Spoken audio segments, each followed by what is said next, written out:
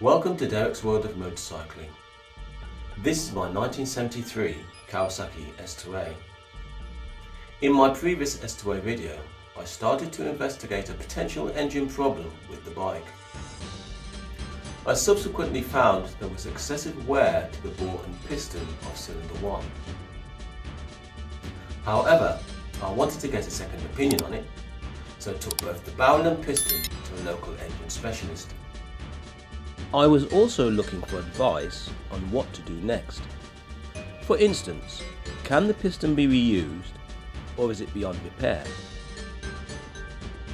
If the cylinder has to be rebored with a new oversized piston, then will the slight increase of cubic capacity affect the balance of the engine?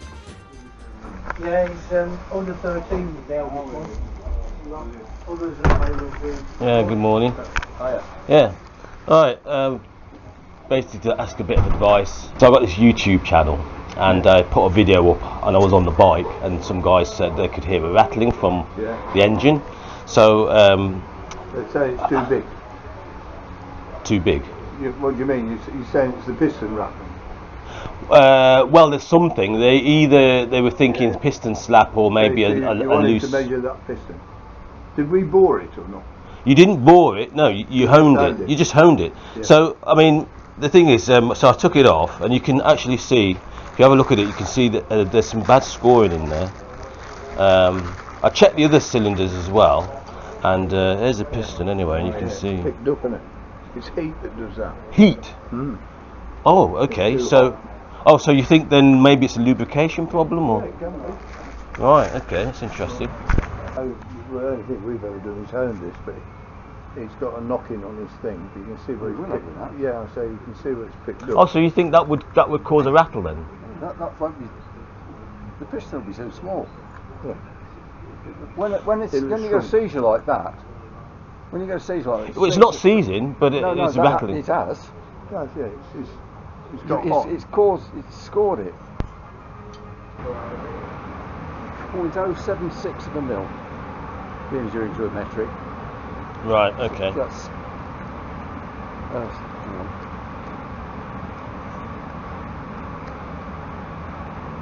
0.076 of a mil. That's the running finish you've got. Okay. 3,000. I won't forget that. Put it this way: if I was going to buy a new piston, which I probably would, looking at that, if I was going to buy a new piston, I'd have it bored anyway. Then you get the perfect start. Right. You know what I mean? Another question then. Right. Say I went half a mil oversized. Yeah. Would I have to do that on the other 3 cylinders? It's a triple. You probably wouldn't notice the difference. Yeah.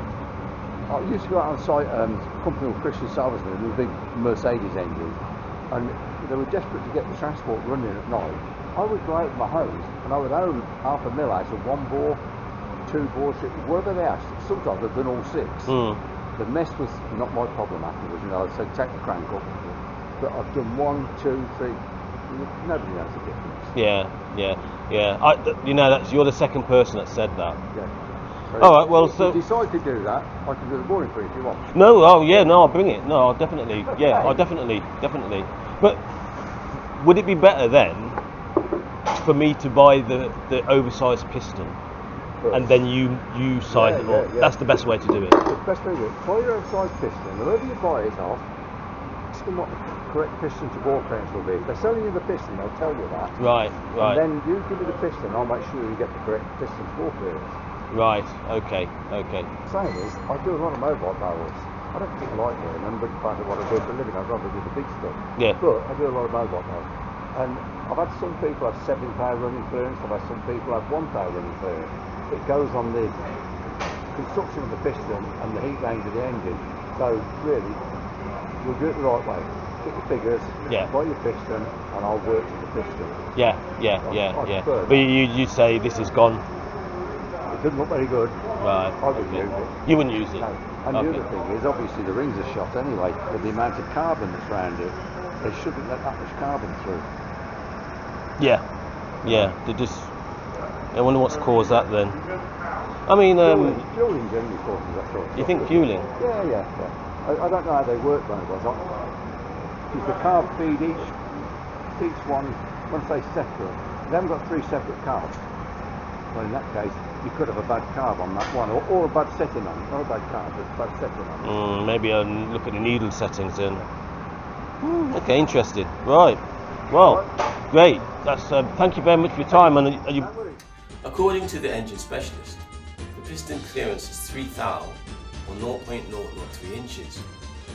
This is well outside the maximum specified clearance of 0.00138 inches and confirms my earlier finding. So cylinder 1 needs at least a rebore and a new piston. But what about the other 2 pistons? I could leave them as they are, as a 0.5mm increase to the bore of one cylinder shouldn't significantly affect the engine balance. During the initial engine build, I made the mistake of not checking any piston clearances. Cylinder 3 piston looked okay, but its clearance is nevertheless unknown. Cylinder 2 wasn't in such great shape, which also could be due to an out-of-spec clearance.